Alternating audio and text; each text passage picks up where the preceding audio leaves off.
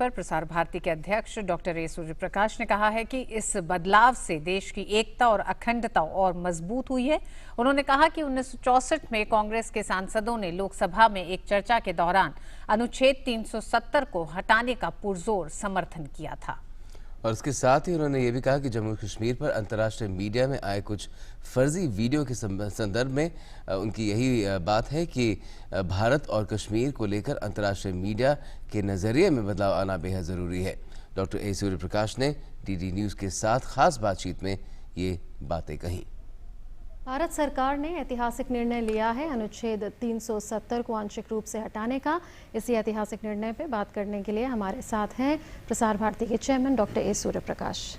आपका बहुत बहुत स्वागत है दूरदर्शन न्यूज़ और दूरदर्शन इंडिया पे। धन्यवाद। क्या ये जो ऐतिहासिक निर्णय भारत सरकार ने लिया है ये एक नींव रखेगा नया कश्मीर, नया लद्दाख और नया जम्मू की?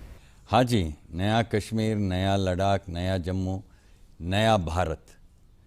ये 370 ये जो है इसको हटाने का सोच कई सालों से इस देश में था, लेकिन हम कहते हैं ना अंग्रेजी में पॉलिटिकल विल, वो पॉलिटिकल विल नहीं था, तो इसलिए ये नहीं हो पाया।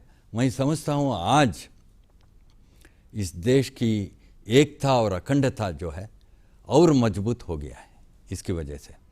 दूसरी बात यह है कि भारत जो है इस दुनिया में इतना बड़ा एक लोकतांत्रिक देश दूसरा कोई नहीं है। दूसरी बात यह है कि हमारी विविधता, और इस विविधता को आप जहाँ भी जाए भारत में आप देखने को मिलता है।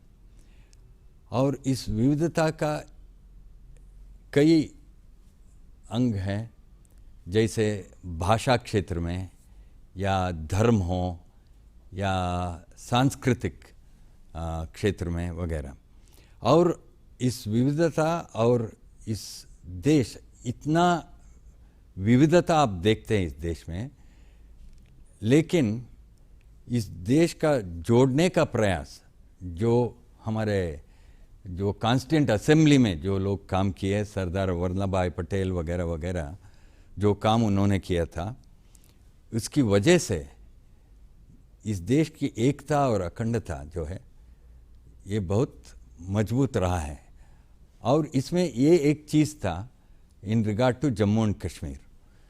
इसमें क्या हुआ कि ये 564 प्रिंसली स्टेट्स थे, इसमें जम्मू एंड कश्मीर भी एक था, और सब स्टेट्स एक ही क्या है declaration of accession to India, उस समय ये सब हस्तखत की है ये प्रिंसेस।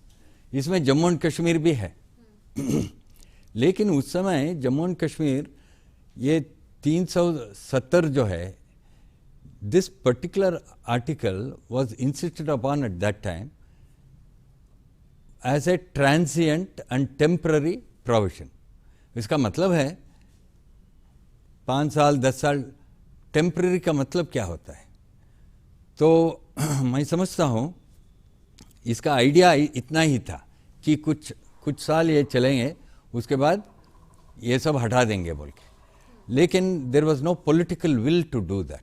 मैं समझता हूँ कि अब अगस्त 2019 में ये मोदी सरकार जो निर्णय लिया है, ये इस देश की एकता और अखंडता को मजबूत करने के लिए बहुत बड़ा एक कदम है, और it is a great moment. इसलिए देश भर लोग इस निर्णय को बहुत तारीफ कर रहे हैं और दे आर सेलिब्रेटिंग। 1964 में हमने देखा जब चर्चा हुई लोकसभा में प्राइवेट मेंबर्स बिल पर, जो कि अनुच्छेद 370 को हटाने पर चर्चा हुई थी, तो उसमें हमने देखा कि सारे जो कांग्रेस के सांसद थे, करीबन 7 थे जिन्होंने इस मुद्दे पे बोला। उन्होंने कहा बहुत ज़ोरदार तरीके से कि अनुच्छेद 370 जाना चाहिए और बताया कि क्यों जाना चाहिए। लेकिन अब जो कांग्रेस के स्वर हैं वो बिल्कुल ही अलग हो गए हैं। तो क्या अपने जड़ों से दूर हो गई है कांग्रेस? मैं कांग्रेस पार्टी के बारे में कुछ कहना नहीं चाहता हूं, लेकिन एक दो चीज़ मैं संसद में जो हुआ 55 साल पहले। इसके बारे में मैं जिक्र करना चाहता हूँ। देखिए, केंगल हनुमंतैया जो बहुत वरिष्ठ नेता थे कांग्रेस के, एडमिनिस्ट्रेटिव रिफॉर्म्स कमीशन हेड थे, रेल मंत्री थे यहाँ, और मैसूर राज्य का मुख्यमंत्री था। उन्होंने कहा है कि ये 370, ये धारा 370 को हटाना चाहिए। ये उन्होंने कहा 55 साल पहले।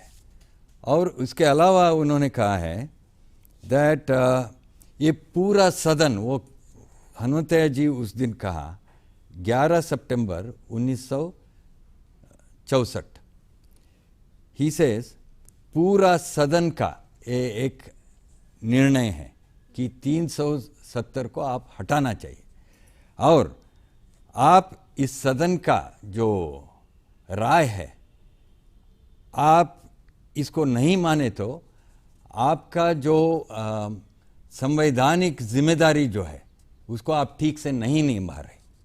ये हनुमंतैया जी, उस समय लाल बहादुर शास्त्री प्रधानमंत्री था, कांग्रेस पार्टी, उनका अपना ही सरकार को ये बात वो कहा है। दूसरी बात, ये 370 को क्यों नहीं हटाया? हनुमंतैया जी कहते हैं we suffer from inferiority complex, मतलब हम अपने आप को कुछ एक निकृष्ट रूप से हम देखते हैं, ये नहीं चलेगा। आप क्यों डरते हैं? ये अमेरिका, इंग्लैंड, वेस्टर्न पावर्स जो है, उनका राय क्या होगा, उनका सोच क्या होगा, इसके बारे में आप क्यों चिंतित होते हैं, क्यों डरते हैं? भारत बहुत महान देश है, आप खड़े हो जाइए और ये निर्णय लीजिए और डरिए मत। ऐसे ही कई अन्य सदस्य जो है, जो कांग्रेस के, भगवत झा आज़ाद है, राम सहाय पांडे ने ये कहता है कि जवाहरलाल नेहरू यूएन जाके ये पाकिस्तान के खिलाफ शिकायत करके वो एक सीज फायर का एक ऑर्डर आ गया। उस समय जनरल तिम्मैया वो कह रहे थे, अरे मुझे और 2-4 दिन दे दो, वो टेरिटरीज हम वापस लाएंगे। तो नेहरू ने मना कर दिया और यूएन में शिकायत कर दी।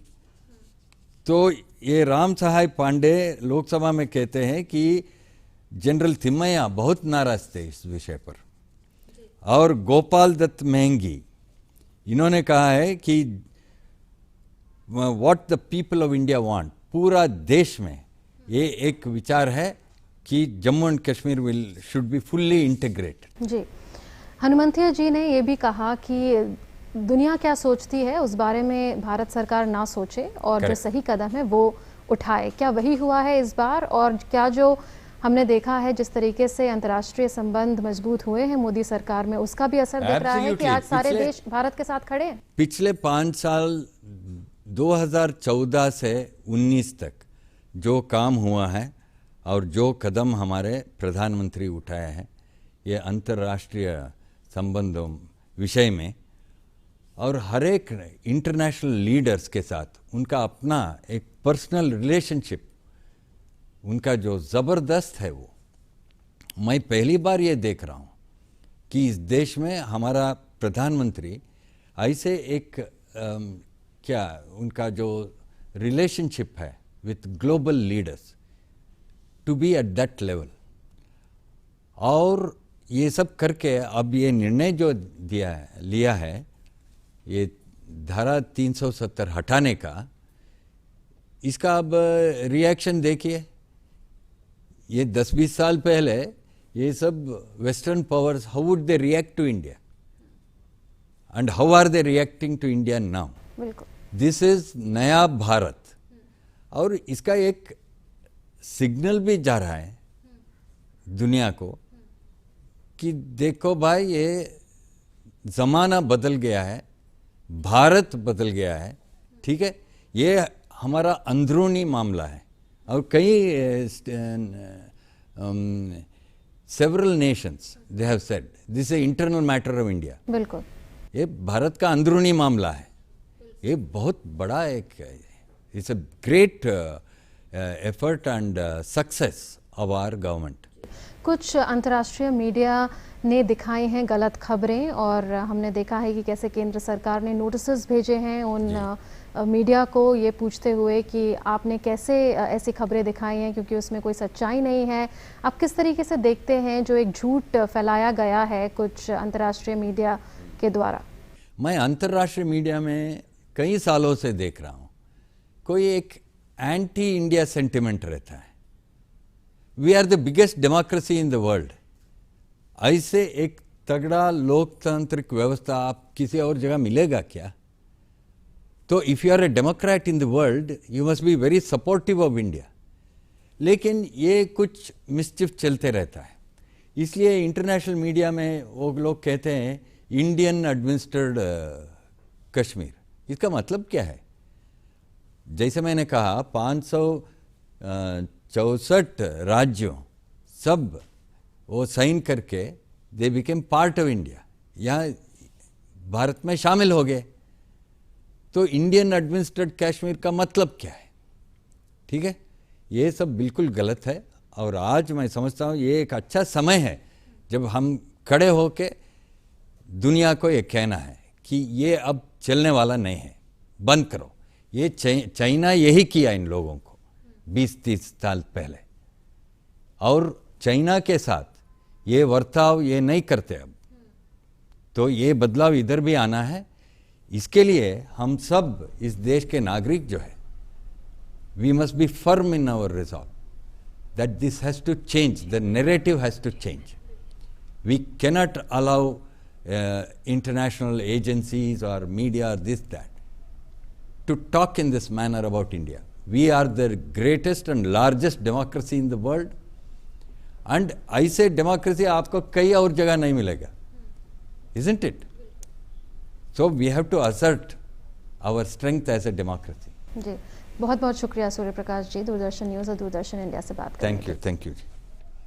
So, big telltale indicator from Prasar Bharati's chairman that those media houses, be they in India or abroad, that misinterpret and misportray the ground situation in Jammu and Kashmir and try to use a language which is not really reflective of how the situation is on the ground, they will be thwarted by one means or the other.